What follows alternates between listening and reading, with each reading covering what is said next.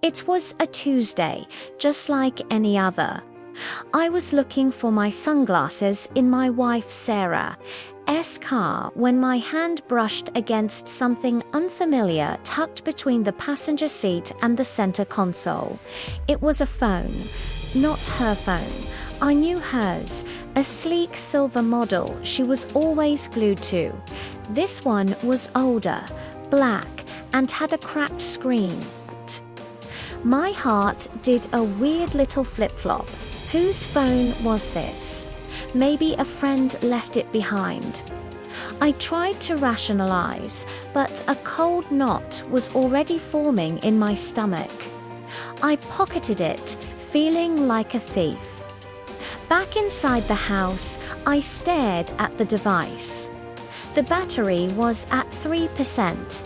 I found an old charger in a junk drawer, and as it powered on, my anxiety skyrocketed. There was no toggle. My thumb hovered over the screen, a war raging in my mind. This was a massive invasion of privacy.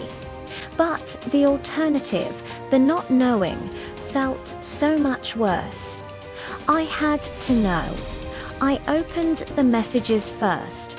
My hands were shaking. The most recent conversations were with a contact simply named Jay. The messages were clinical appointment confirmed for 3 p.m. Did you get the results back? Don't forget the pre-op instructions. It wasn't what I was expecting. There were no declarations of love, no secret rendezvous plans. It was all logistics, appointments, and medical jargon I didn't understand.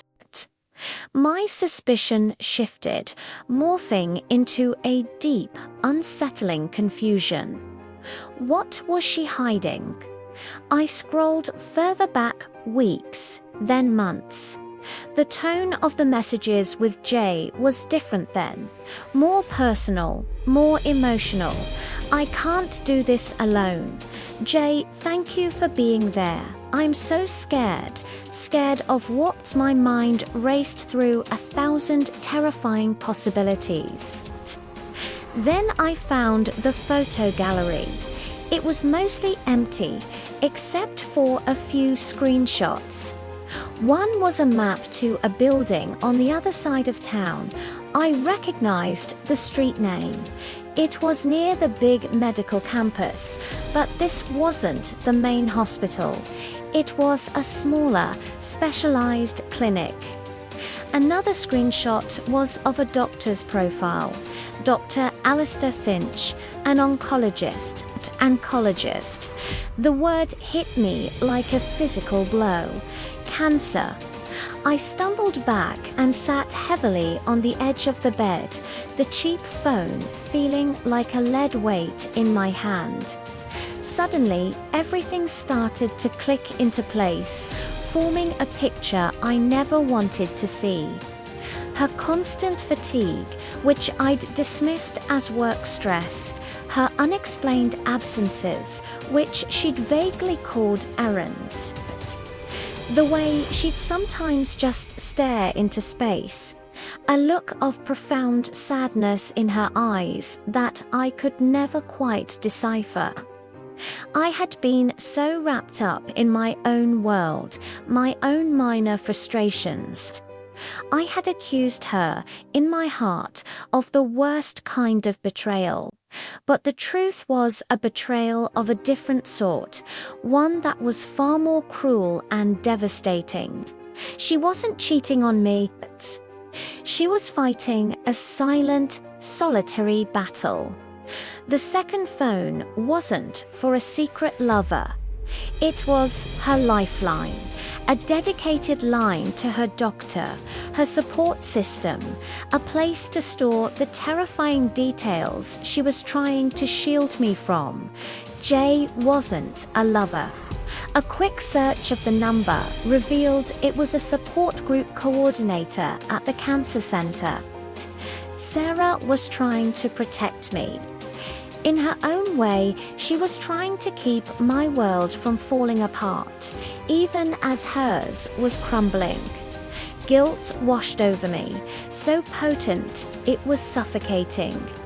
While I was snooping, consumed by suspicion, she was attending appointments alone. While I was imagining the worst of her, she was facing the worst of life. How could I have been so blind? How could I have let my own insecurities build a wall so high that she felt she could come to me with the most important and terrifying news of her life? I heard her car pull into the driveway. The sound of the front door opening was the loudest thing I'd ever heard. I walked out of the bedroom, the black phone still in my hand. She saw it immediately. Her face, already pale, lost all its remaining color. Her shopping bags dropped to the floor, oranges and apples rolling across the hardwood. Tears welled in her eyes. "You found it," she whispered, her voice cracking. I couldn't speak. I just walked over to her, wrapped my arms around her, and held on as tightly as I could. But "why didn't you tell me?" I finally managed to ask, my own voice thick with unshed tears. "I didn't want to be a burden," she sobbed into my shoulder.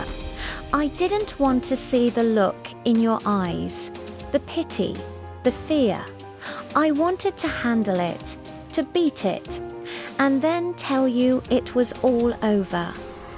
"We're a team," I said, pulling back to look at her, wiping the tears from her cheeks with my thumbs. "You don't ever have to do anything alone. Not this, not ever." That night, we didn't sleep. We talked. For the first time in months, we really talked. She told me everything: the diagnosis, the prognosis, the treatment plan. She showed me the binders full of information she had hidden in the back of her closet. It was a world of fear and uncertainty she had been navigating entirely on her own. Finding that phone was the worst and best moment of my life. It shattered my trust, but it also shattered a wall of silence that was slowly killing us both. The secret she carried wasn't one of infidelity, but of fear and a desperate, misguided attempt to protect me. And in uncovering it, I learned the hardest lesson of all, that the worst betrayals are not always the ones we imagine. Sometimes the deepest pain comes from the secrets we keep to shield the ones we love. Our journey from that day forward was not easy, but we faced it together, and that made all the difference.